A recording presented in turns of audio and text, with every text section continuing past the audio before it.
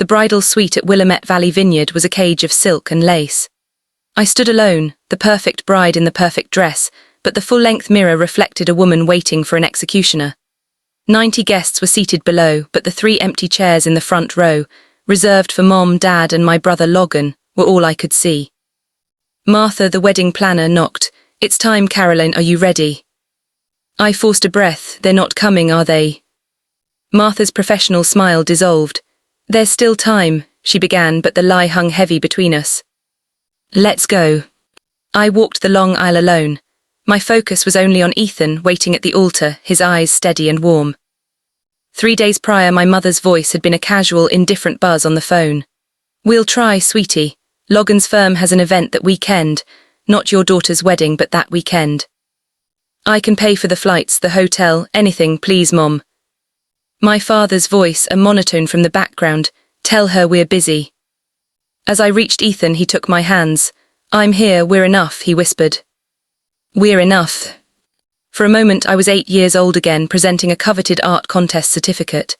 My parents were occupied, fussing over Logan's debate trophy. "Logan needs more support," Dad had explained, ruffling my hair absently. "He's going places. You understand, don't you, Caroline?" I understood that I was the backup child, the independent one, the one who didn't require their attention because I wasn't destined for the same elevated orbit as my brother. The ceremony blurred. When the officiant pronounced us husband and wife, Ethan's mother embraced me. "You're one of us now, dear." Later at the reception, my friend Sarah raised a glass. "To finding the family who deserves you." The word deserves was a hammer blow, cracking the facade of my stoic acceptance. All my life I had tried to earn their attention. It was time to realize that attention was not for sale. I slipped away one last time, checking the blank phone screen. Ethan found me there. "They missed something beautiful today," he said. I looked at him. "Their choice," I said, finally believing it, "not my burden." 2 years later, I stared at the computer screen. My media company, Crescent Motion Studio, was acquired, finalized at $21 million. $5 years of relentless work validated. My office flooded with champagne and my team. "To Caroline," Jen, my creative director, toasted, "the woman who built something from nothing while certain people weren't looking." As the celebration peaked, my phone buzzed. An Instagram notification. Logan had posted photos from his twin daughter's private school fundraiser. I shouldn't have looked, I did anyway. Mom and Dad beaming, flanking Logan, his wife Hannah, and their identical daughters. The caption, "Family tradition continues, 3rd generation at Westridge Academy." The photos showcased their life. The luxury Maui vacation I wasn't invited to, the holiday gathering I was excluded from, and Logan's opulent house. Logan's moderately successful law firm couldn't support this. My parents, through their retirement savings and family investments, were propping up his image. Meanwhile, my $21 million acquisition didn't warrant a text message. After the team left, I scrolled through my parents' profiles. Hundreds of posts for Logan, a single generic "Happy Birthday, Caroline" from last year for me. I closed my laptop and made a decision. It wasn't about seeking approval anymore, it was about demonstrating autonomy. The next morning I called my financial advisor. "The Porsche Taycan metallic grey, I want to complete the purchase today." 3 hours later, I signed the paperwork for the $135,000 car. Extravagant, unnecessary, and a physical representation of the success I achieved without them. I posted a single photo of the car on Instagram with the caption, "Dreams realized." 3 days later, my phone lit up with a name I hadn't seen in 5 years. Mom calling.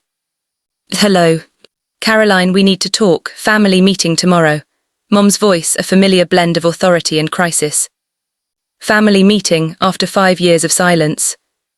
"It's complicated, financial issues. We need to discuss it as a family." They saw the car, they knew about the acquisition. Now suddenly I was family again.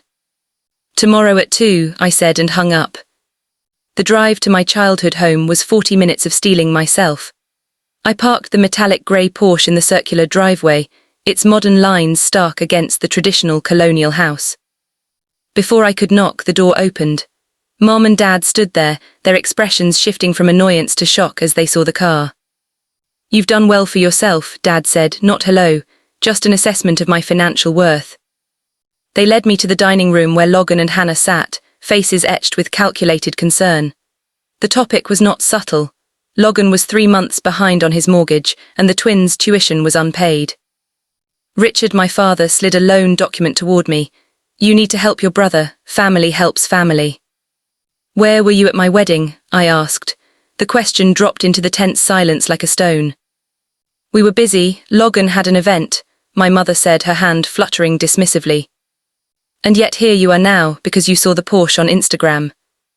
Logan flushed, slamming his hand on the table. "You always had to show off. Some of us were just trying to live normal lives."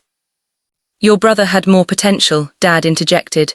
"We had to nurture that. You were always so independent." "I was independent because you made me that way," I replied, my voice calm. "You missed my life. Now you want to share in what that life has built." "Blood is thicker than water, Caro," Logan sneered, sensing victory. I stood up slowly, deliberately. I reached for my briefcase and set it on the table. "I've made a different decision," I said. Instead of a checkbook, I withdrew a single document, the press release for the Rivera Media Scholarship Foundation. $16 million to create opportunities for young women in digital media arts, I announced. Named after Miss Rivera, my high school teacher, the woman who attended my gallery showings when my family was too busy. The money was in an irrevocable foundation trust. "You're wasting it on strangers," Logan choked, his face contorted. "I'm helping girls who never got the applause I didn't get. That's what family means to me now." I picked up my phone, turning the screen toward them. A recording app displayed an active timer. "I've also documented every manipulative message from today, just in case anyone gets creative with legal claims against the foundation." I walked to the door. "You can't just leave," Logan screamed. "We need that money." I paused at the threshold, not turning back. "No, Logan, what you needed was to show up, at my graduation, at my company launch, at my wedding." The door closed behind me with a soft, final click. The Porsche purred to life. I called Ethan. "It's done, they showed exactly who they are." "Are you okay?" he asked. I smiled, seeing a clear-eyed woman in the rearview mirror. "I'm better than okay, I'm free."